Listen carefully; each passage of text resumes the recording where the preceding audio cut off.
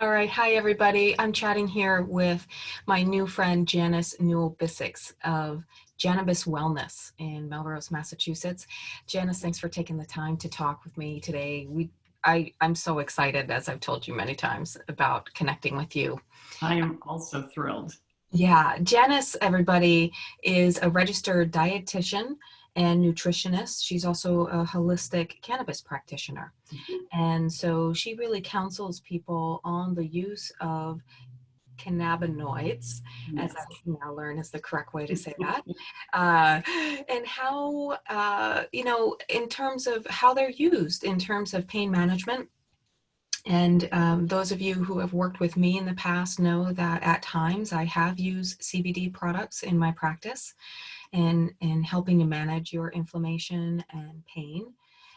But I don't really use them a lot, and I don't know a lot about them. And I came across Janice at one of her talks at the annual New England Cannabis Convention a year or two ago, and was really impressed with, I just wanted to know more. And I know you guys want to know more, which is why I invited her to come and talk with us today, and just get a little bit of, like CBD for Dummies kind of introduction and a simple guide to how one might go about beginning the process of working with CBD, what kinds of conditions we can expect, what kind of results we can expect, and all of that good stuff. So welcome, Janice, Thank to the group you. and the Rasaiyana tribe. Um, yeah, I'm just curious, as I've said before, how someone goes about even starting this process. And someone that's got chronic pain or maybe even just acute pain, generally chronic tends to be uh, more of the audience that is in my tribe. Okay. Uh, what kinds of things or steps or questions should they be asking at the start of their journey? Okay. Well, let's start with just a little, sorry, a Yeah. little CBD 101. So, I can't believe that. I've got a frog in my throat. What happened? Drink some water as you need. Okay. So, CBD 101. So, a cannabis plant or a hemp plant contains a lot of different components. There are a lot of cannabinoids, they're called. THC, people have probably heard of. That's the cannabinoid that makes you high, makes you stoned. It also has medical value. It's not a bad cannabinoid. Some people say, oh, yeah, that's the bad one. I'm like, no, no, no, that's not the bad one. It's just that if you consume too much, you might get a little stoned and, sort of in the couch kind of. So CBD is another one of the cannabinoids. There are over 100 cannabinoids, but CBD and THC are the two that are most well known and studied. So CBD is a number of things. It is a potent anti-inflammatory. And I know that's something that you work with a lot, Chris, is to try to decrease inflammation. I mean, inflammation is actually a contributing factor to almost all of our chronic diseases. So anything that we can do to decrease inflammation is a good thing. CBD can decrease inflammation. It decreases the release of cytokines, which is one of these inflammatory compounds. So if you can quell inflammation in your body using CBD versus a steroid or some of these other means, it's just better. So how does CBD work? Well, we all have what's called the endocannabinoid system. It is a system of receptors and cannabinoids. We actually make cannabinoids on our own. So you can get Your body phytocannabinoids. makes them? Yes. Really? So phytocannabinoids are made in the cannabis and hemp plants. Endocannabinoids are made by our own bodies. So you're making right there, sitting there, Chris, you are I didn't know. making endocannabinoids. Hopefully a lot, because those who make more of one in particular, it's called anandamide. And this is the bliss molecule. So anandamide is a feel-good molecule, and we're all walking around making anandamide, feeling good, but we also have an enzyme that breaks it down. So it's very short acting. If you go out for a run and you come back and you're like, oh, I feel good, or for a bike ride, that is probably due to an increase in anandamide.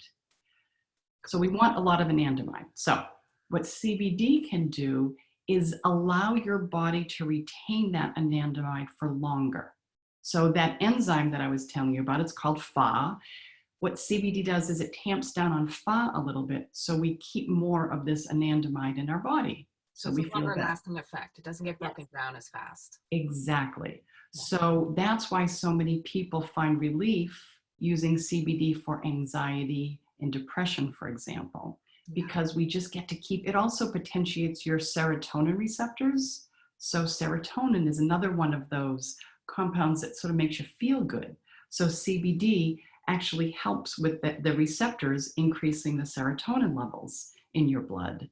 Mhm. So that's as far as sort of the mental health issue, how CBD, couple of the ways. There are many, many other ways. They've determined there are about 85 so far that they've figured out different reactions at the molecular level from CBD. So we're learning more every day. So what we know today is going to be different than what we know in a year. Yeah. But that's one thing. It's neurocalming. It's used frequently for neurodegenerative diseases like Parkinson's, Alzheimer's, Huntington's, because what happens when we have these neurodegenerative diseases and also concussions and brain injuries and in strokes, when you have something going on in your brain, there are these neuroexcitatory compounds that are released.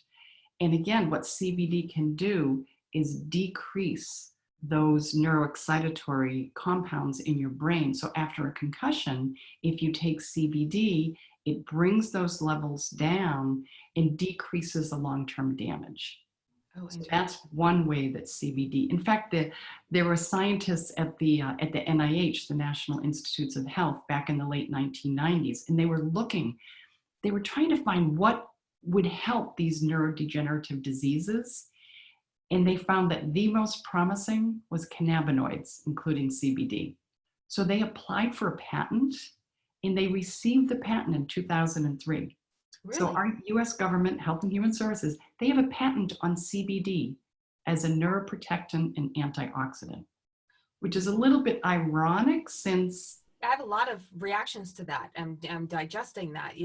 Just as a wellness practitioner in patenting nature and something that yeah, biology makes, oh, but also understanding that this is the context and nature, you guys, of how we inform ourselves and make decisions around our health and well-being, that it is an integrative approach here. And so when we talk about these complementary modalities and approaches, they're not alternative, which was the old language we used when these yes. first came on the scene decades ago. Now it's integrative, or functional medicine is another term you'll hear a lot about, being able to consider all these different factors. Mhm. Lots of things get demonized, mostly those things we don't understand. And it's about asking the right questions. So thank you for that information. That's really helpful. I know for a lot of those nervous system and degenerative conditions like Parkinson's and the like, in Ayurveda, we call this a Vata condition. This is one of the three biological humors in the system of medicine of Ayurveda, where the air and space elements have become out of balance. They've become usually excessive. And these three compounds, these three humors, if you will, have their various dominant times in life where their qualities are more strongly imbued in the individual, in the organism, in the environment, depending on the time of day, the time of year, or their stage of life. And the vata, the air and space elements, the stage of life is the latter stages, the postmenopausal years, where there is more air and wind by nature. The body becomes light, the tissues become light as they dry out from more air. And I know, in terms of the physiology and Ayurvedic medicine, the nervous system is tied to air element, right? And so when we have a lot of air element, a lot of these nervous conditions are the response. And when the imbalance is left unrecognized, untreated, unbalanced, for decades, Mhm. these degenerative and autoimmune conditions start becoming the norm, unfortunately, on the Right. landscape. And a lot of people who are listening today are part of that landscape with, autoimmune factors or risks Yeah.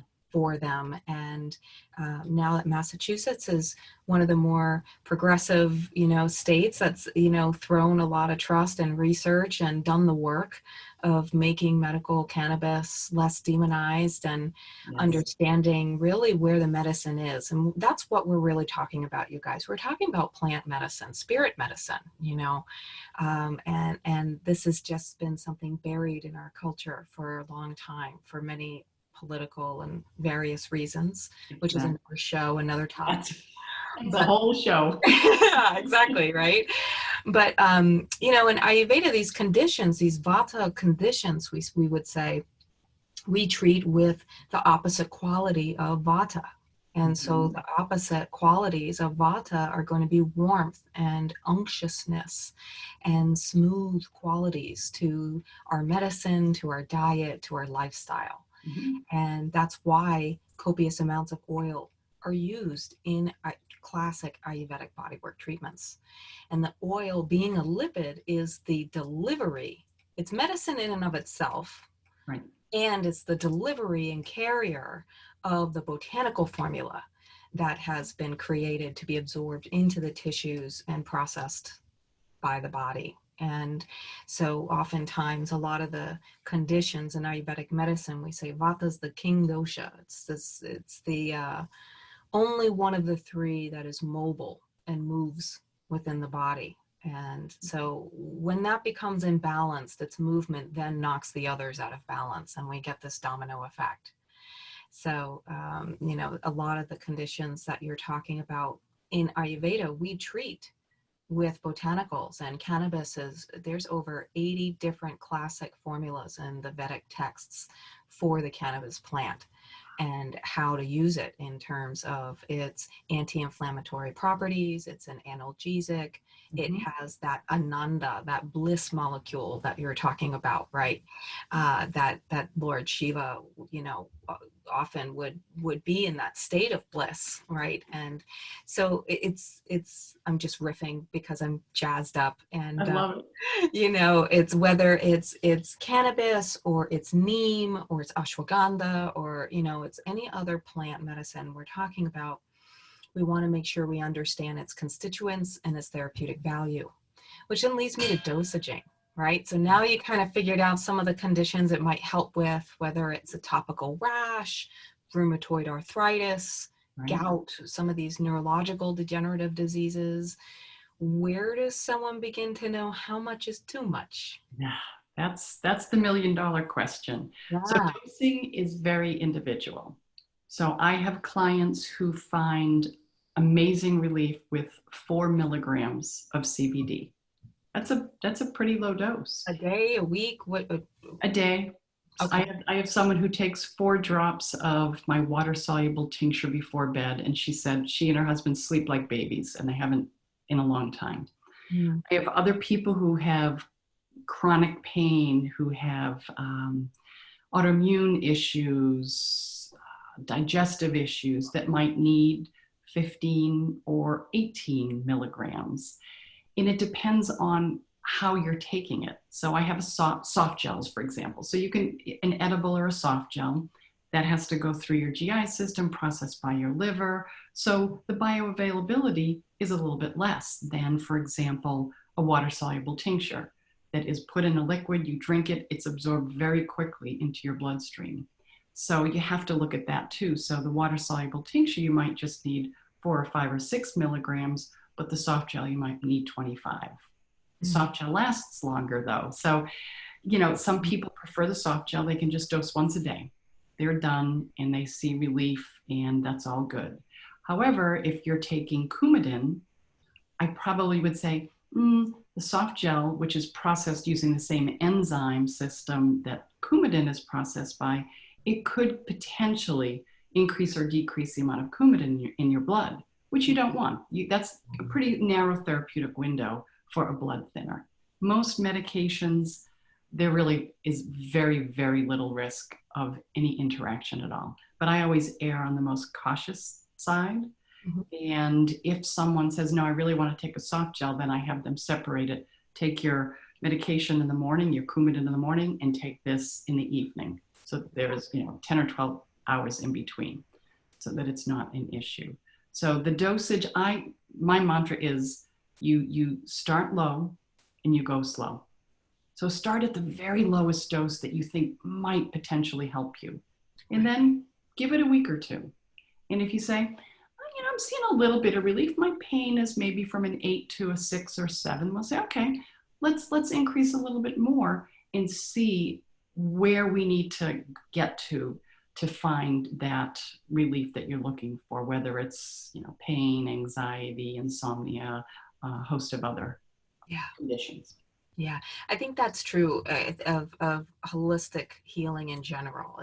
I tell my clients it's the middle of the road. It's kind of like Goldilocks with Ayurveda, right? We don't want the extremes, right? We want to find that middle point where it's going to hit, your needs, and Yes. your specific needs will, depend on your digestive strength and capacity to ingest and metabolize and absorb the delivery method that you choose for your medicine, in this case, CBD, right? So eating a brownie or taking a soft gel tab is going to have a slower arrival time, I guess, for effect, right?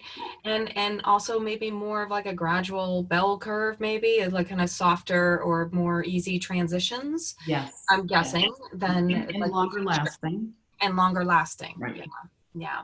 That's great because there are so many different delivery methods out there.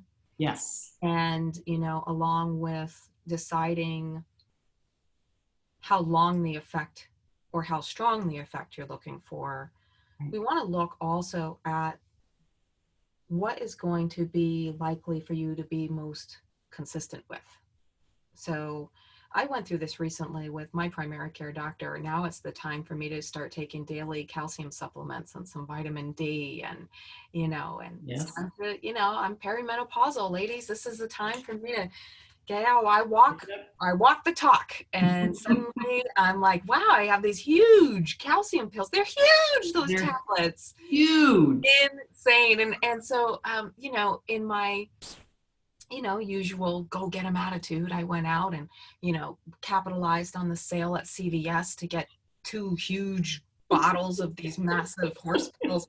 I got home and after a week, I'm like, I don't know that this is going to be the delivery method that I can keep consistently, So same is true for these products, whether it's a tincture or a soft gel, or in my case, with body work, it's a topical application often that this is cooked down into a medicinal formula with a base oil or fat. Traditionally, classically in Ayurveda, we use sesame seed oil, which is the king kind of seed and oil. And but ghee is the kind of like the next, or maybe even the best fat to have penetrate. Ghee is especially helpful because it's the fat that will help cross the blood-brain barrier, unlike other fats. And so with that, depending on the formula and the goals of the session, we can really get direct hits to that nervous system, in addition to the physiology of the blood and the tissues themselves. And another thing I wanted to make sure to mention was thinking about not only the method you can be most consistent with, but also about your sourcing, right? And where you're getting these products, like with anything. And I'll say, before we go on to the sourcing riff, that without the proper habits in place and the right mindset to your self-healing, any supplement will be limited or ineffective. So I need to say this because we still tend, even within the wellness and holistic world, we're still looking for that magic bullet and one pill, whether it's a turmeric pill or a calcium tablet, to give us like, how much can we get away with, basically, right? And no bueno, folks. If you're part of this tribe and this community, you know that that is not how we roll here, and that's not how you get long-lasting results. And same is true of these experimentations with your dosages, with your deliveries, finding something that will work for you and making sure you're doing all the other habits in place to give it the support and infrastructure so that the intelligence of the plant can work in tandem with you. And then you get this synergy that is far beyond any individual component. And that's why holistic medicine is what it is. That's why it's lasted thousands of years, folks. That's why it's around the world. And so many people are urgently needing this. Yes. Right?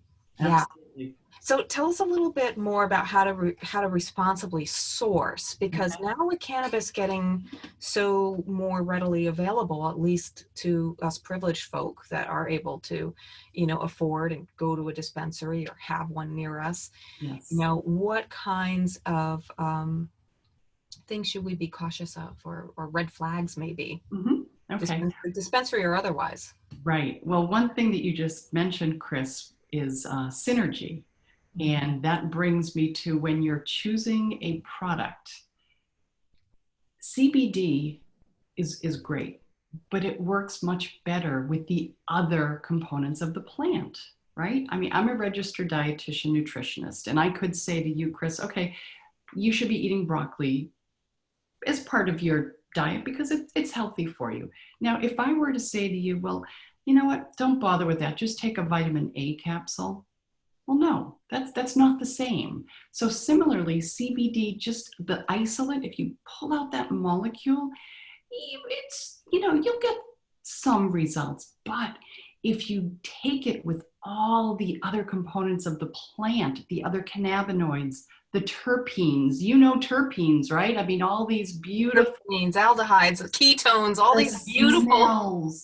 The linalool that's in lavender, I mean, the myrcene that's in mangoes. I mean, they all work together synergistically to create the magic.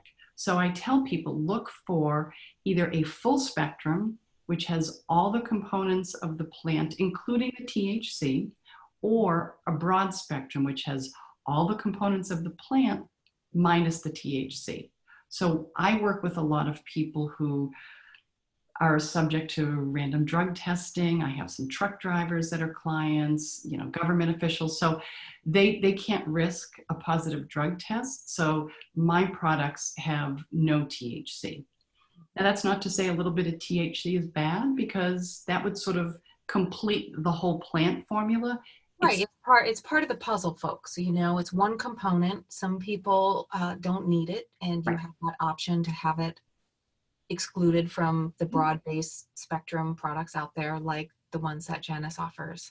Right. And then those with it speaks to the intelligence of the plant, really, of all plants. Right. This is the same in the application of bioidentical hormones for ladies, right? That yes, they're fantastic as hormone replacement therapy as compared to the birth control pills of 1980, okay? Way better in terms of its long-term effects health-wise on women. However, yes, it is the identical chemical structure as these components found in nature versus man-made and synthetic. Big thumbs up there, yes, but it's isolated. That it's missing these other factors and components of the plant that is part of the medicine. So keep it in mind that these things are helpful, they're limited, but they are powerful. And by understanding the scope of the problem and how you approach it, that'll save you a lot of grief and a lot of suffering out there. And a lot of money too, because it's not like this is Advil you're buying, folks, right? Like we know that to my knowledge, insurance companies don't yet cover this kind of cost or therapy. Not yet. In Canada, there is a health insurance company that does cover cannabis and CBD, but in our country, we have we're still far from that. They won't even pay for massage half the time yet. So we're still far cry from there. But I also believe that you're your best investment. know, and the money that I know I've invested to learn what I know in the last several decades has paid for itself 100 times over in terms Yes. of the quality of my life, the improvement of my relationships, the energy levels I have, the pain that's gone, the drama that I don't live, and Right. you know, the stability that I can enjoy amidst times like now, Yes. that I can stay pretty consistent if Hmm. my habits are consistent, the Right. practices are there. So, Right. Exactly. I digress. We were talking about dosaging and Okay. In products, choosing a product. Okay. One thing that I would look for is organically grown, because cannabis and hemp are both bioaccumulator plants, which means that they draw toxins up out of the soil.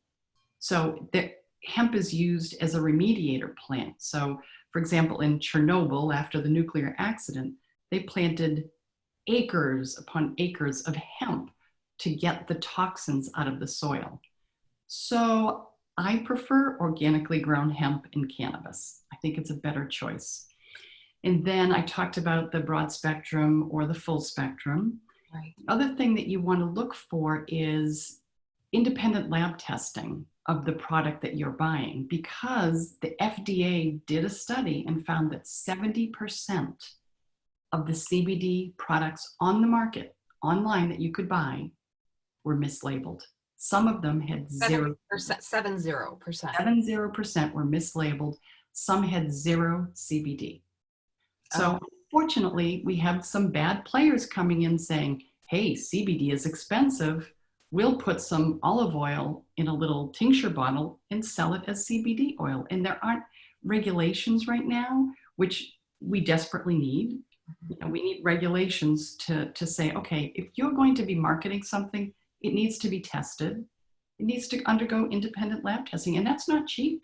I mean, I pay hundreds of dollars to have my products independently tested, because I want to make sure if my product says this has 10 milligrams of CBD, darn it, I want to make sure that it does. yes. And there were Same in no, Ayurvedic medicine, you know, when there was right, the scare of mercury being in, you know, in Ayurvedic herbs, you know, yes. because there was one tainted batch that made it to the US, you know, Mhm.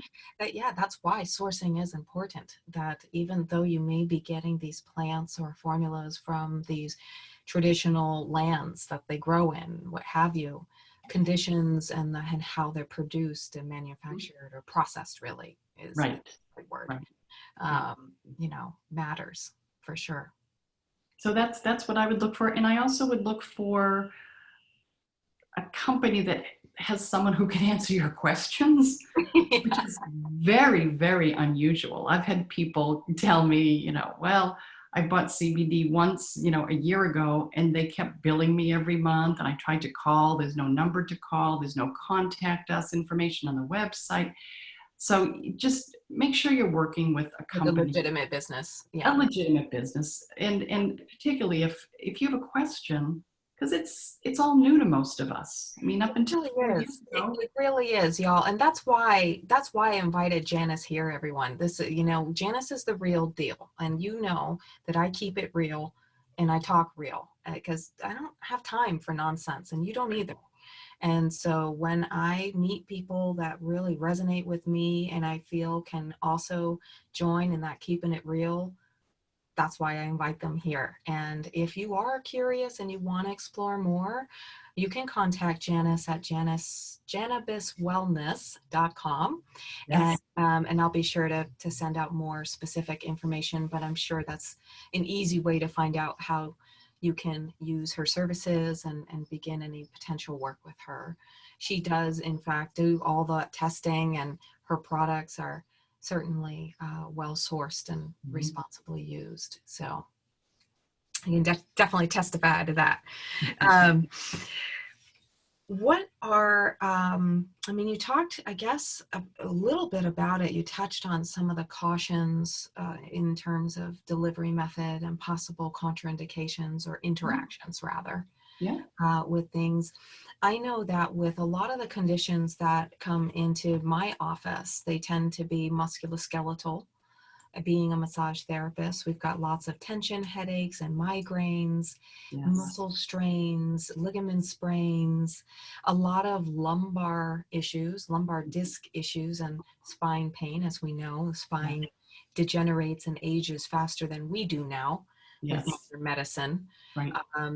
And a lot of the repetitive strain injuries like carpal tunnel syndrome and epicondylitis or thoracic outlet syndrome or piriformis syndrome, these kinds of biomechanical triggers, Mhm.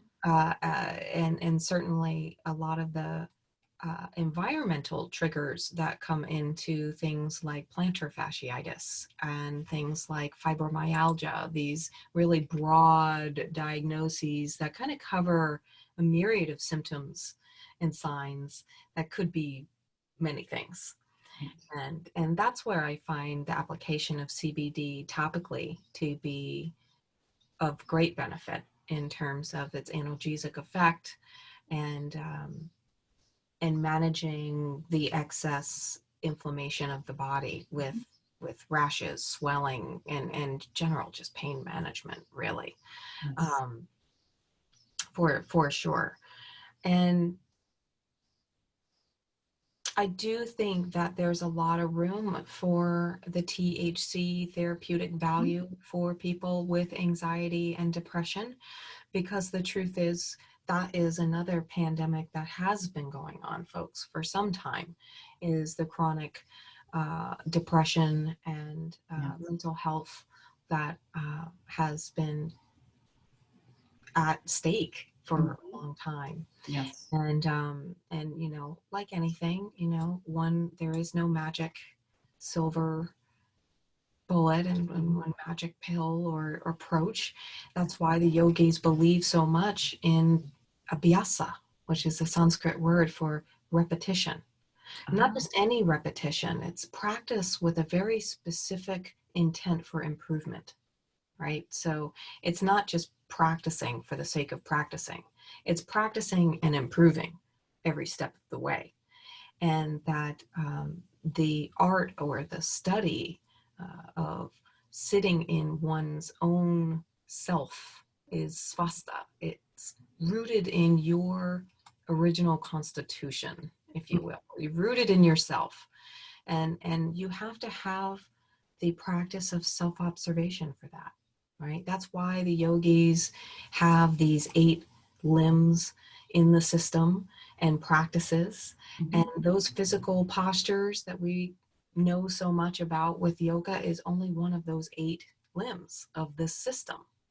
And so having the ability of self-observation and self-study, which is within one of the other limbs of yoga, Mhm. Mhm. is how we heal ourselves, right? Because without understanding our true nature, we won't be able to recognize when we deviate from it and how Mhm. to correct it, right? Uh, Right. so I'll leave it at that for now. Um, Anything else you want to share with us, or kind of tips? You're also the author of a few cookbooks. I know a lot of times I get asked about healthier recipes for edibles, Yes. because right now everything is like gummies and sugary cookies, and it's like a diabetic nightmare out there, you know? It is. But having something like the option of a tincture, like you mentioned, could be incorporated into someone's home cooking, right? That could be Yes. one delivery method. Right. Right. That I'm actually just finishing up a book called Simple Guide to CBD. that's right. And I have, I think, 7 recipes in there that incorporate tinctures. And I talk a little bit about making your own if you are growing a plant, which we are able to do here in Massachusetts, Right. and can grow it and dry it and cure it and decarboxylate it and infuse it into an oil. Then you can make your own edibles too. But one of my recipes is a black bean brownie that people, every person that's tried this brownie is just bowled over by how good they are. And when I tell them that there is 1 can of black beans in the brownies, they can't believe it. Because it's so chocolatey and decadent, they can't believe it Yes. has Yes. fiber and beans in it. They're gluten free. They are absolutely delicious. So what I've done is I've added some peppermint tincture in Oh, there to give it, so it's like a mint brownie. how complimentary. Yes. So those are really lovely. And Oh, my mouth is watering. I'm such a foodie, and who doesn't like chocolate? Me, right. right? I'm, Uh, yes. absolutely, absolutely. Well, thank you so much. Oh, you're You know, welcome. knowing that, I mean, if there's enough interest, you know, maybe we can organize some kind of half-day retreat and learn from you how to do Sure. exactly that. How do you make a tincture for yourself? Yes. You know, and all kinds of fun applications and the like. So again, when's your book come out? Uh, when is that? Well, I was working on the final edits today, so it could be out in maybe a month or two. That's what I'm hoping. So autumn 2020, There guys. We'll you be on the go. lookout for The Simple Guide to CBD by Janice Newman Bissell. Newell, You Janice perfect. Newell Bissex. It's Gosh, a she put mouthful. my glasses on. The writing on this is so small, guys. See, aging. This is how we're gonna age. Is gonna I know. intelligently and skillfully, and with a little panache and sense of humor too. That's how we roll here. Got to have that. And that's one of the reasons I love Janice so much, and I feel a kindred sistership with her already. So Agreed. Agreed. yeah, so thank you again for being with us. You And are everyone out welcome. there, if you're interested in knowing more, visit her website. Janice will be around, I'm sure, again as a guest faculty member in our Clear Mind Strong Body program. So Great. we dedicate a full week in that program to natural pain management, and this is one aspect of it. I'm sure you'll see more of Janice if you do decide to go into that program. And if you're interested in it, just drop me a note. There's a contact form on my website at www.rasa-yana.com. Reach out to me and we'll set up a time. Complimentary half-hour chat. No pressure, no sales here.